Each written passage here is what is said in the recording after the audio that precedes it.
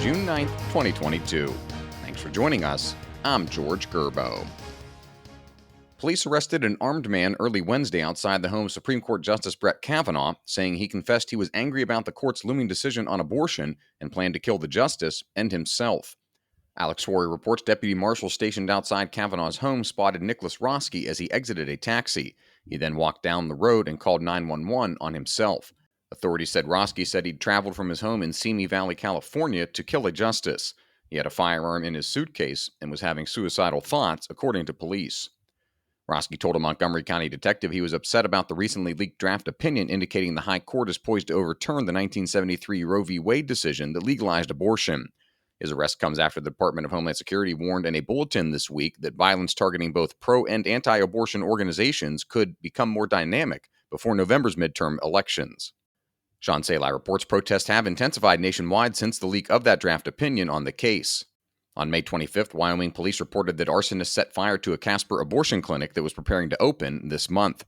In other incidents, vandals have sprayed red paint and graffiti threats on the walls of pro-life pregnancy centers in D.C., Maryland, Wisconsin, and North Carolina.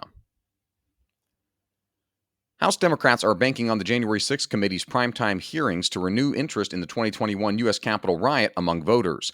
Mika Sellner reports members of the committee, made up of 7 Democrats and 2 Republicans, have teased that their mountain of evidence about the riot will stir the public and convince voters it was a pre-planned attack directed by the Trump White House.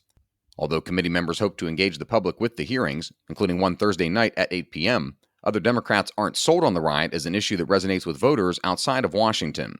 Texas Democratic Congressman Henry Cuellar told Mika the hearings have the potential to sway some people, but must compete with other issues that are top of mind for those in his district. You can read all of these stories at WashingtonTimes.com/front page. You can also find our entire lineup of Washington Times podcasts at WashingtonTimes.com/podcasts. The Department of Homeland Security's Disinformation Board would have been part of an effort to work with private social media platforms to police their content. Stephen Dinan reports documents revealed by Republican Senators Chuck Grassley of Iowa and Josh Hawley of Missouri suggested the board would play the role of policy police at DHS with input on disinformation budgets and a role in how the department engages with private sector stakeholders.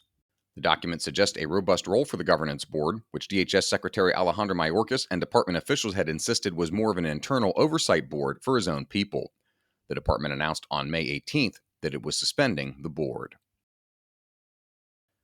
President Biden's embrace of an Obama-era policy of strategic patience 2.0 toward North Korea isn't working, according to a leading Senate Republican voice on foreign policy. Guy Taylor reports Indiana Senator Todd Young told a Washington Times Foundation forum that the administration needs to take a more active stance on the ballistic missile and nuclear weapons threats emanating from North Korea. A member of the Senate Foreign Relations Committee, Young stressed the need for the U.S. to confront the North Korean threat to help South Korea and to bolster the overall strategy for countering China's rise as a regional and global power. And finally, U.S. military recruiters, facing what some say is the toughest market for prospects since the end of the Vietnam War, are hoping to pounce once again on the surge of patriotism and adrenaline that Top Gun Maverick inspires. The release of the original movie in 1986 gave the impression that life in the Navy was a glamorous, high-octane thrill ride, Mike Glenn reports. After its release, applications to become naval aviators reportedly jumped by 500%. Then, as now, some canny recruiters have set up information booths right outside theaters to entice those who enjoyed the action they had just witnessed on the screen. The Navy says it needs to recruit more than 40,000 enlisted sailors and 3,800 officers into its active and reserve components this year. Officials say it's far too early to determine whether Tom Cruise's sequel, 36 Years Later, will boost this year's recruiting numbers. Find all of today's front page stories at WashingtonTimes.com/front page or on the Washington Times app, and find us wherever you get your podcasts. Just search Washington Times in your favorite podcast app. You can also find us on Twitter and Instagram at Wash Times for breaking news, sports, commentary, and more. For the Washington Times, I'm George Gerbo.